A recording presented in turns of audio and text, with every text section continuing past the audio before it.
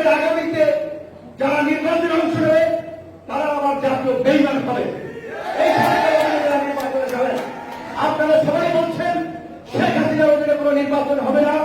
আওয়ামী লীগ প্রশাসনকে দুর্বৃত্তায়ন করেছে, দলীয়করণ করেছে, 12টা বছর ক্ষমতায় থেকে। কাজে আপনারা যদি কেউ ইনিয়ে বিনিয়ে বলে আবার শেখ হাসিনার সংলাপে আবার যারা আবার নির্বাচনের জন্য প্রস্তুত থাকেন তাহলে আপনারা ঘৃণার পাত্র হবেন।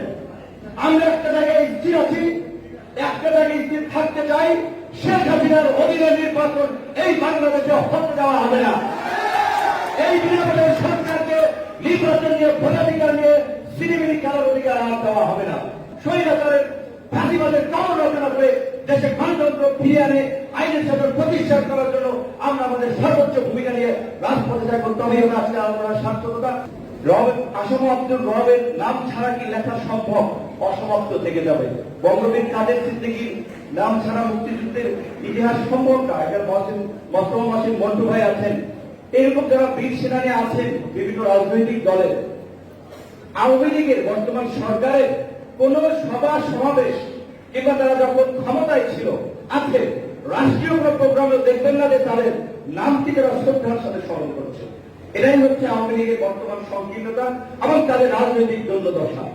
যে কারণেই সেই সময় ছাত্রলীগ করলেও পরবর্তীকাল তারা আওয়ামী লীগ ছাত্রলীগ করতে পারেন না। রকমের মতো নেতারা একটা মতমহসিন মন্টু সাহেব আছেন, বঙ্গবন্ধু হত্যার পরে সর্বপ্রথম প্রতিরোধের ডাক দিয়েছিলেন বঙ্গবীর কাদের সিদ্দিকী।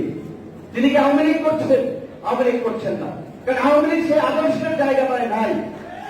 মুক্তিযুদ্ধের কথা বলছে বর্তমান আওয়ামী লীগ। মুক্তিযুদ্ধ তো তারা করেছে। মুক্তিযুদ্ধের লেকচার আমরা শেখ হাসিনা কিংবা শেখ হাসিনার বিনামূল্যে সরকারের মন্ত্রী এমপিদের কাছে এই জাতি শুনতে চায় না।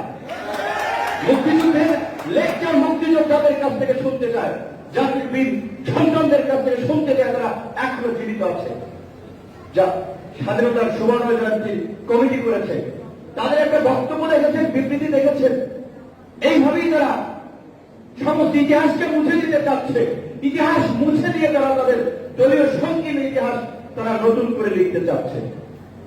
7ই মার্চ খুব জাঁকজমকপূর্ণ ভাবে পালন করা হয়, আমরাও পালন করব। সেদিন আমাদের মহান নেতা জাতিকে দিক নির্দেশনা দিয়েছিলেন, কিন্তু অস্বীকার করা হয়নি। আপনি আওয়ামী লীগ না করেন, কিন্তু বঙ্গবন্ধুর অবদান মুক্তিযুদ্ধে তিনি দলমত নির্বিশেষে যে অবিসংবাদিত নেতায় পরিণত হয়েছিলেন তার কর্মের দ্বারা, সেটিকে তো আমাদের অস্বীকার করা যাবে না। কিন্তু 2রা মার্চের কথা কেন আওয়ামী লীগ একটিবারও বলে না? 3রা মার্চের কথা কেন আওয়ামী লীগ এবং সরকার একটিবারও বলে না? একটা চিন্তা করেন, তখনও তো দেশ স্বাধীন হয় নাই। যদি বাংলাদেশ স্বাধীন না হতো তাহলে রাজভাইদের ফাঁসি হতো দেশদ্রোহিতার অভিযোগে। বঙ্গবন্ধুর যেমন আগরতলা মামলার ষড়যন্ত্র মামলার শিকার হয়েছিলেন, ঠিক একইভাবে তাদের তো ফাঁসি হতো। জিয়াউর রহমান যে ঘোষণা দিয়েছে on behalf of our great leader Sheikh Mujibur Rahman, সেই ঘোষণার জন্য তার সেরা বিদ্রোহ বা সেরা আইনে তার ফাঁসি হতো। কিন্তু আওয়ামী লীগ দেখবেন এই মানুষগুলোর অবদানকে বিন্দু মাত্র স্মরণ করে না, বরং প্রতিনিয়ত টেলিভিশনগুলোর সামনে, পেপার পত্রিকার মাধ্যমে, তাদের কিছু বুদ্ধিজীবী দালালের মাধ্যমে বিদ্বেষ ছড়ায়, মিথ্যা গল্প গুজব রচনা করার একটা অপচেষ্টায় তারা লিপ্ত আছে।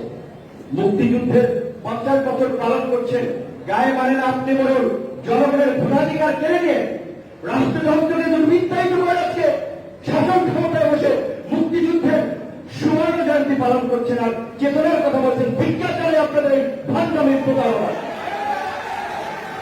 14 এবং 18 সালের নির্বাচন থেকে আপনারা দেখেছেন জনগণের ভোটাধিকার কেড়ে নিয়ে বিনা ভোটে নির্বাচন করে আজকে গায়ের জোরে তারা বন্ধুদের লড়ার মাথায় এদেশের প্রধান বিচারপতিদেরকে ঘাট ধাক্কা দিয়ে দেশের বাইরে বের করে দেয়। কামাল হোসেনের মতো মানুষকে বুদ্ধিজীবী কবরস্থান অপমানিত করে সমস্ত সম্মানিত মানুষকে অপমানিত করেছে। এটা হচ্ছে তাদের চরিত্র। আজকের আরো নিউজ দেখেছিলাম, বিএনপির সমাবেশ আমার নিজ জেলা পটুয়াখালীতে ছাত্রলীগ যুবলীগ আক্রমণ করছে, আগে তারা মিছিল নিয়ে যাচ্ছে, পেছনে পুলিশ। যখন বিএনপি নেতাকর্মীরা ছাত্রলীগ যুবলীগকে ধারা দিয়েছে তখন পুলিশ সামনে এসে তাদেরকে পেটাচ্ছে। পুলিশের প্রোটেকশনে তারা এইভাবে প্রত্যেকটা মিছিল মিটিংয়ে সবাই সমাবেশে বিরোধী দলের আক্রমণ করছে। কিছুদিন আগে মান্না ভাইয়ের সমাবেশ রব্বাই ছিলেন, এখানে সিনিয়র নেতৃত্ব ছিলেন মন্টু ভাই থেকে শুরু করে যারা এই দেশটাকে তৈরি করেছেন, আজকে এই সোনার বাংলাদেশ আমাদেরকে দিয়েছেন, তাদের সমাবেশ করতে দিচ্ছে না। এরকম একটা অবস্থার মধ্যে আমরা আছি। আমরা আজকের যে ঐতিহাসিক দিন, যেমন এই দিনে ছাত্র নেতারা ঢাকা বিশ্ববিদ্যালয় থেকে বাংলাদেশের স্বাধীনতা আন্দোলনের একটা চূড়ান্ত ধাপে সূচনা করেছিলেন এই পতাকা উত্তোলনের মধ্যে দিয়ে, দেশের মানুষ ইশতেহার পাঠের মধ্যে দিয়ে 7ই মার্চ বঙ্গবন্ধুর ভাষণ, তারপরে পরিস্থিতি আপনারা সবাই জানেন। 7ই মার্চকে যদি স্মরণ করতে চান, 25শে মার্চকে যদি স্মরণ করতে চান, তার অগ্রভাগে 2রা মার্চ এবং 3রা মার্চের কথা আপনাদেরকে বলতে হবে, কিন্তু দুর্ভাগ্য তাদের মুখ থেকে আমরা শুনি না। কিন্তু এই যুগে চাইলে সেটাকে সঠিক ইতিহাসকে লুকায়িত করে রাখা যাবে না। আজকের তরুণ প্রজন্মকে আমরা বলবো, এই জাতি যখনই সংকটে পড়েছে, সমস্ত সংকটে, সেটা বাংলার ভাষা আন্দোলন থেকে 71-এর মুক্তিযুদ্ধ, 90-এর স্বৈরাচার বিরোধী আন্দোলন, সর্বশেষ 1-11-এর সংকট, ছাত্ররাই এই জাতিকে পথ দেখিয়েছে, ছাত্ররাই আন্দোলন সংগ্রামের অগ্রভাগে থেকেছে। 90 সালে রাজনীতিবিদদের মধ্যে সর্বদলীয় ঐক্য গঠন হয় নাই, যতক্ষণ পর্যন্ত ছাত্ররা ঐক্যবদ্ধ হতে না পেরেছে। ছাত্ররা সর্বদলীয় ঐক্য গঠনের পরেই জাতীয় রাজনীতিবিদ একটা জায়গায় এসেছেন। আমাদের বর্তমান প্রধানমন্ত্রী তিনি ঘোষণা দিয়েছিলেন, যারা এই 17 দিনে নির্বাচনে যাবে তারা জাতীয় বেঈমান, তারপরে তারা বেঈমান হয়েছিলেন, সে ঘটনা আপনারা দেখেছেন। তো বর্তমান এই সরকারের অধীনে আমি মনে করি আগামীতে যারা নির্বাচনে অংশ নেবে তারা আমার জাতীয় বেঈমান হবে। এই সরকারের অধীনে যারা নির্বাচনে যাবে, আপনারা সবাই বলছেন শেখ হাসিনার অধীনে কোনো নির্বাচন হবে না, আওয়ামী লীগ প্রশাসনকে দুর্বৃত্তায়ন করেছে, দলীয়করণ করেছে 12টা বছর ক্ষমতায় থেকে। কাজে আপনারা যদি কেউ ইনিয়ে বিনিয়ে বলে আবার শেখ হাসিনার সংলাপে আবার যারা আবার নির্বাচনের জন্য প্রস্তুত থাকেন, তাহলে আপনারা ঘৃণার পাত্র হবেন। আমরা একটা জায়গায় স্থির আছি, একটা জায়গায় স্থির থাকতে চাই। শেখ হাসিনার অধীনে নির্বাচন এই বাংলাদেশে হতে দেওয়া হবে না। এই বিনামূল্যের সরকারকে নির্বাচন নিয়ে ভোটাধিকার নিয়ে সিনেমিনি খেলার অধিকার আর দেওয়া হবে না। কিন্তু অনেকের মনে প্রশ্ন, আমরা তো দেখেছি যে 90-এর পর থেকে 30 বছরে আওয়ামী লীগ বিএনপি পালাক্রমেই তো ক্ষমতায় থেকেছে, যেই লঙ্কায় গেছে সেই আমল হয়েছে। এরশাদের আমলেও ডাকসু নির্বাচন হয়েছে, বিশ্ববিদ্যালয়ের কলেজগুলোতে ছাত্র সংসদ নির্বাচন হয়েছে, আইয়ুব খানের আমলেও ছাত্র সংসদ নির্বাচন হয়েছে। অথচ এই গণতান্ত্রিক সরকারগুলো এসে এদেশের মেধাবী ছাত্রদের রাজনীতিতে আসার পথ বন্ধ করে দিয়েছে, কারণ তারা ছাত্রদের হাতে অস্ত্র, মাদক, চাঁদাবাজি, টেন্ডারবাজির লাইসেন্স তুলে দিয়েছে, যারা তাদেরকে রাজনীতির লাঠিয়াল বাড়ি হিসেবে ব্যবহার করতে পারে।